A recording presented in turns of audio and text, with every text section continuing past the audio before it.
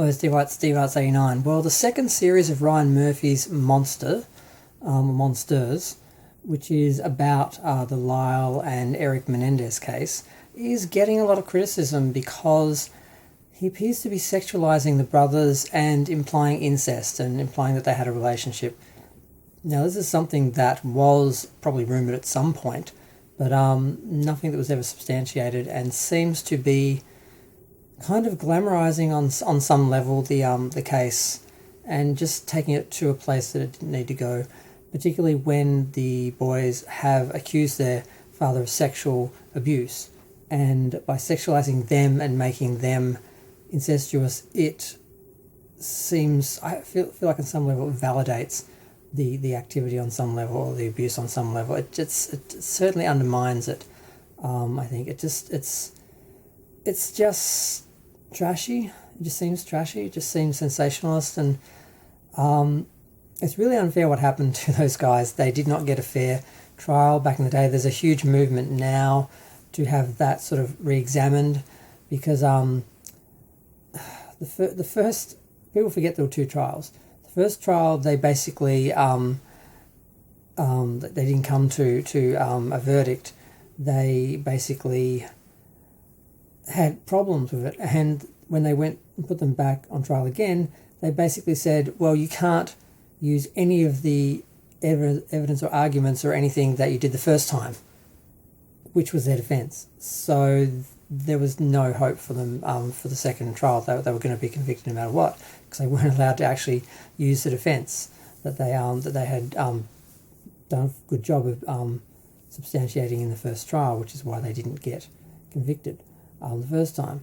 I figured all the details of it. I watched some documentaries and did a bit of research into it a little while ago, and I was kind of interested when I heard that Ryan Murphy was doing Monsters as the second season and focusing on the two of them, but I wasn't really sure, because I wasn't sure were they going to characterise them as the monsters and make it very one-sided and make them inhuman, which makes it a lot easier. If you dehumanise someone, you don't have to explain or look at other people's responsibilities or society's responsibility to how these people ended up how they are, or how they were able to commit certain crimes.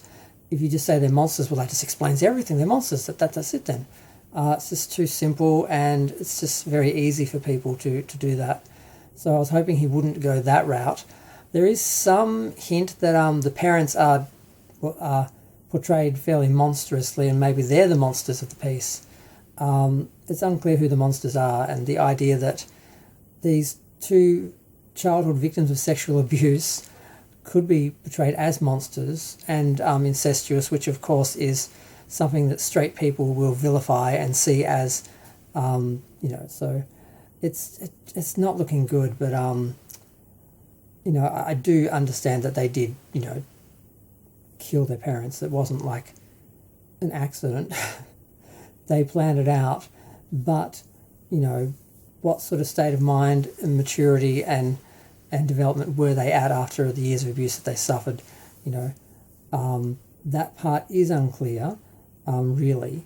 But the other side of it is kind of clear now, that they didn't get a fair trial back then because people could not handle the idea of male sexual abuse 30 years ago. It was just not something the public and the legal system could handle, and now it would be looked at much differently, and that was a big part of it. So they're still guilty of killing their parents. They did it, there's no doubt they did it. But why did they do it? Why did they feel that they had to do it? Were they afraid? Did they have a warped sense of right and wrong and how to deal with situations because of their parents? Did they feel like they had no option? Did they really believe their father was going to kill them? Or were they just trying to get their money? So that was always part of the part of the case, those questions. But the other side of it now, the abuse is it just makes everything look differently now. And I hope Ryan Murphy isn't going to sell them out just to try and get another big Netflix hit, because Dharma was really big. It was a huge hit at Netflix, and it looks like they're going for something just as sensational here. So instead of cannibalism, they've got incest. So it just seems It seems trashy. I'll wait and see how they play it.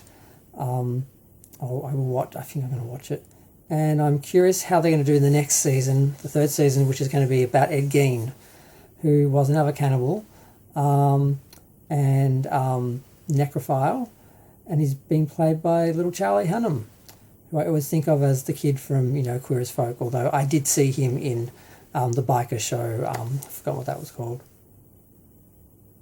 And suddenly drawing a blank. I just watched it because, Peggy Bundy was in it, Katie Sagal, but he was in it as well. So I'm curious how they're going to play that as well, because there's some issues there of sensationalism that you can always go down versus really, really focusing on the real case and the facts of it and that. So it'll be interesting to see how trashy they get or how responsible they are.